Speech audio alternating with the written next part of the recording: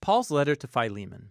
It was written during one of Paul's many imprisonments, and it's actually his shortest letter in the New Testament. But don't let its size trick you. It's actually one of the most explosive things that Paul ever wrote. Here's the backstory that we can piece together from details within the letter. Philemon was a well-to-do Roman citizen from Colossae who likely met Paul during his mission in Ephesus, and he became a follower of Jesus. Then later, when Paul's co-worker Epaphras started a Jesus community in Colossae, Philemon became a leader of a church that met in his house.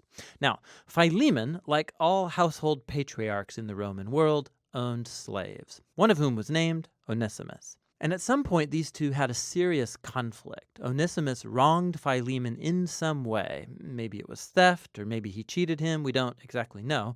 But afterwards, Onesimus ran away. Eventually, Onesimus came to Paul in prison, likely to appeal for help.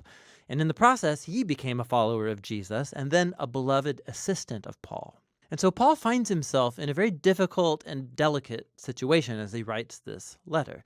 He's going to ask Philemon not just to forgive Onesimus and receive him back, but to embrace him as a brother in the Messiah and no longer as a slave. Here's how he does it. Paul opens with a prayer, first praising Philemon and thanking God for the love and faithfulness he's shown to Jesus, to his people. And he then paves the way for his request with this line: I pray that the partnership that springs from your faith may effectively lead you to recognize all the good things at work in us, leading us into the Messiah. Now, a key word here is partnership, or in Greek, koinonia. It means sharing or mutual participation. It's when two or more people receive something together and share in it, becoming partners. Paul's saying that faithfulness to Jesus means recognizing that all of his followers are equal partners who share together in the gift of God's love and grace.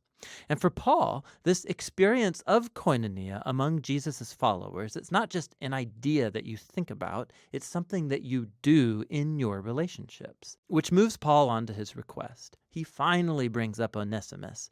He says that he's become Paul's child in prison, meaning that Paul led Onesimus to dedicate his life and allegiance to Jesus, and so Paul and Onesimus are now family members in the Messiah.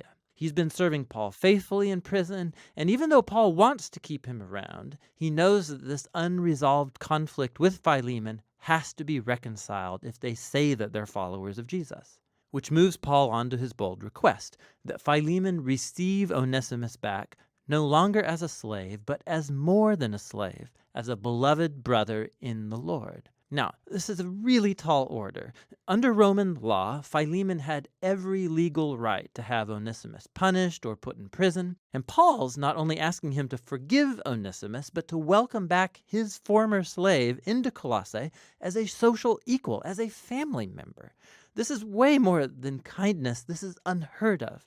It's freeing a slave and then treating them like a family member. It upsets the status quo of the Roman social order. Why should Philemon do such a thing? And here Paul pulls a brilliant move. He recalls that key word from the opening prayer. He says, if you're truly a partner with me, it's that Greek word koinonia again, then welcome Onesimus as if he were me. And if he's wronged you or owes you anything, charge it to me and I will repay it. So in this request, we see the heart of Paul's gospel message being acted out. It's first of all about reconciliation. It's just like he told the Corinthians. In the Messiah, God was reconciling the world to himself, not counting people's sins against them. So in this situation, Paul is putting himself in the place of Jesus.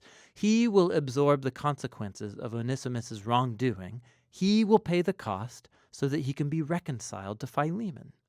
But Paul's message was about more than just a legal transaction. It's also about koinonia. Onesimus and Philemon and Paul are all equals before God. They all share the same need for forgiveness. And so the ground is level before the cross, which means that Philemon and Onesimus can no longer relate to each other as master and slave. They're family members. They're brothers in the Messiah. Or as Paul told Philemon and the whole church of Colossae, in God's new family, people are not Greek or Jewish or circumcised or uncircumcised or foreigners or uncivilized or slave or free.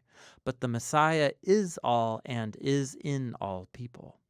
Paul closes the letter stating his confidence that Philemon will do even more than Paul's requested, and he asks him to prepare a guest room because he wants to visit as soon as he gets out of prison. And then with some final greetings, Paul ends the letter. Paul's letter to Philemon is powerful for many reasons. It's the only letter where Paul doesn't explicitly mention Jesus' death or resurrection, and this is not an oversight. He doesn't need to explain the cross with words because he's demonstrating it through his actions. Paul's embodying here the meaning of the cross. He has made himself the place through which Onesimus and Philemon are reconciled to God and then to each other. This letter also shows us that the implications of the good news about Jesus, they are extremely personal and never private. The fact that Philemon and Onesimus are now brothers in the Messiah, it makes their master-slave relationship totally irrelevant. The family of Jesus' people is the place where all are equal recipients of God's grace. It's a new kind of society, or a new humanity, as he called it in the letter to the Colossians, where people's value and social status, it's not defined by race or gender or social or economic class. In the Messiah, there are simply new humans who are equal partners, who share together in God's healing mercy through Jesus. And that's what Paul's letter to Philemon is all about.